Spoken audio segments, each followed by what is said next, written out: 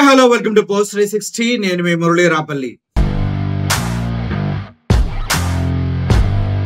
తమిళ cinema hero Vijay ఆయన ఒక party స్థాపించిన విషయం మనకి తెలిసిందే. ఆయన చాలా స్ట్రాంగ్ గా పవన్ కళ్యాణ్ విధి విధానాల్ని కౌంటర్ చేస్తూ చాలా సార్లు మాట్లాడిన విషయాలు మనకి తెలుసు.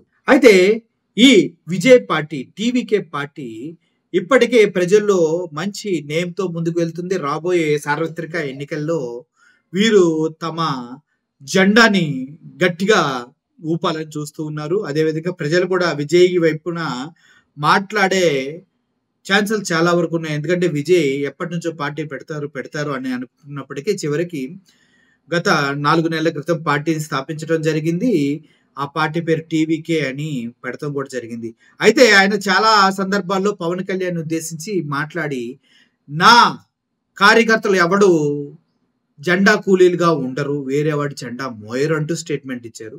అదేవిధంగా నేను సనాతని అని ముసుగు కప్పుకొని ఒకరికే ఒత్తపాడునంటూ మాట్లాడటం జరిగింది. ఇవన్నీ కేవలం పవన్ కళ్యాణ్ ఉద్దేశించే మాట్లాడారా అంటే అంతకు మించి ఎవరూ లేరు. అలా వింత వింతగా వాళ్ళ స్టాండ్ మార్చుకుంటూ ప్రజల్లోకి వెళ్ళిన వ్యక్తులు. సో ఆ విధంగా మనం ఆలోచించినట్లయితే తమిళ్ హీరో విజయ్ రీసెంట్ గా కూడా ఘాటుగా స్పందించారు. అదేంటంటే పవన్ కళ్యాణ్ గారు ఉత్తరాది అధికారాన్ని గతంలో చాలా ఘాటుగా విమర్శించి బీజేపీ అనేది హిందూ పార్టీ కాదు, హిందీ పార్టీ, హిందీని మన పైన రుద్దాలని చూస్తున్నారు.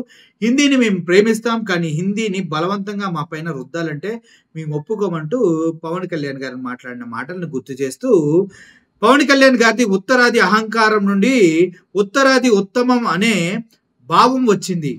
ఆవిర్భావ సభ జనసేనది ఎజెండా బీజేపీలా ఉంది అంటూ మన విజయ్ గారు మాట్లాడటం జరిగింది. ఇతర రాష్ట్ర భాషలపై మాకు గౌరవం ఉంది, అలా అని భాషని మాపై రుద్ది చూడడం సరికాదు. తెలుగు మలయాళ భాషలను ఆ హిందీ భాష ఉన్న రాష్ట్రాలుగా మార్చడానికే ఈ ప్రయత్నం జరుగుతుంది. ఇది కూడా తెలీదా పవన్ కళ్యాణ్ అంటూ విజయ్ గారు స్పందించడం జరిగింది. నిజం చెప్పాలంటే ఇది వాస్తవాన్ని తిరగరాసి మోడీ సంఖ నాకేటటువంటి రాజకీయ నాయకులు ఆంధ్రప్రదేశ్లో చాలా మంది ఉన్నారు.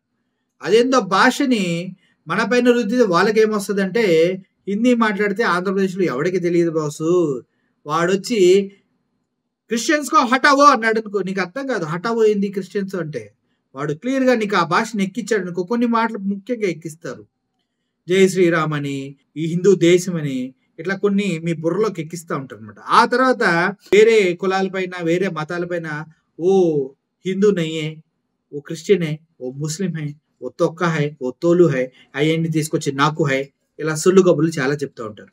అసలు నిజంగా చెప్పాలంటే తిరుమల తిరుపతి వెంకన్న మన రాష్ట్రంలో ఈడొచ్చి మనకి హిందుత్వాన్ని బోధించేది ఏంది?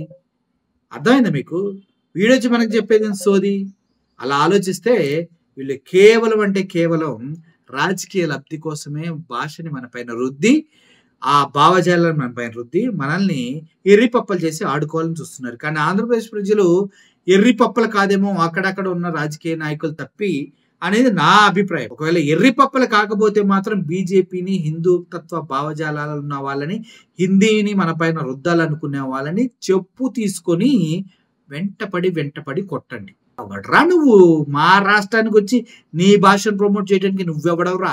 మా తెలుగు జాతి మనది.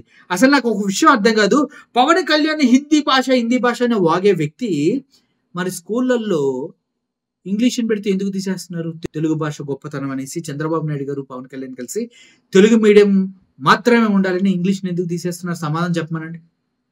ఆ సమాధానం చెప్పిన తర్వాత హిందీ గురించి మాట్లాడే హక్కు ఉంటుంది నీకు పవన్ కళ్యాణ్. హిందీని వెనకేసుకుని ముడ్డిగా రాసుకుంటే నువ్వు మా మీద రుద్దాలని చేస్తే మాత్రం జనసేన పార్టీని భూస్థాపితం ఎలా చేయాలో మా మీడియాకు బాగా తెలుసు. ఎగిరెగిరి పడుతున్నావు కదా, 21 100% స్ట్రైక్ రేట్ అండి. 100% స్ట్రైక్ రేట్ బొక్క. 5-6% ఓటు బ్యాంక్ ఉన్న నీకు 100% స్ట్రైక్ రేట్ ఉందా? 175లో ఏమన్నా పోటీ చేసి నువ్వు 100% స్ట్రైక్ రేట్ కొట్టావా? లింగు అంటూ ఇచ్చింది 21 సీట్లు, అందుట్లో మళ్ళీ అంతా టీడీపీ వాళ్ళే 17 మంది ఉన్నారు. నువ్వు 100% స్ట్రైక్ రేట్ కొట్టాయని ఊచకోతలకు వస్తా ఉన్నావు. సిగ్గుండాలి కొద్దిగైనా. నువ్వు వచ్చి మళ్ళీ మా పైన పార్టీలు హిందీ లాంగ్వేజ్ రుద్దుతావు. సిగ్గుందా నీకు? ఫస్ట్ నువ్వు నేర్చుకో కరెక్ట్గా ఇంగ్లీషు హిందీ. అంటావు కదా. సో ఇది అన్ని రాష్ట్రాలు నేషనల్ మీడియాలో పవన్ కళ్యాణ్‌ని ఒక కార్టూన్‌లా చిత్రీకరించిన విషయం తెలిసిందే. ఇప్పుడు బఫూన్‌గా ప్రమోట్ చేసిన విషయం తెలిసిందే. ఇప్పుడైతే 100% ఇంక నెక్స్ట్ లెవెల్‌కి తీసుకెళ్ళి మెంటల్ హాస్పిటల్ అంటూ ఉన్నారు. సిపిఐ, సిపిఎంలు ఇంక మెంటల్ పట్టింది మెంటల్ హాస్పిటల్‌కి తీసుకెళ్ళండి అని. నిజం చెప్పాలంటే ఒకసారి చెక్ చేయించుకుంటేనే బెస్ట్ అని వాళ్ళంతా చెప్తూ ఉన్నారు. మీరేమంటారు దీనిపైన? మోడీ ఉప్పేసుకొని నాగడానికి మన పైన భాషను రుద్దడానికి ఏమైనా సంబంధం ఉందంటారా? సో ఓవరాల్‌గా ఇది తమిళ్ హీరో విజయ్ స్పందించిన విధానం. మీకు నచ్చితే ఒకసారి విజయ్‌కి ఓ ఏసుకోండి. Thank you for watching this video. I am Murali signing off. Thank you so much.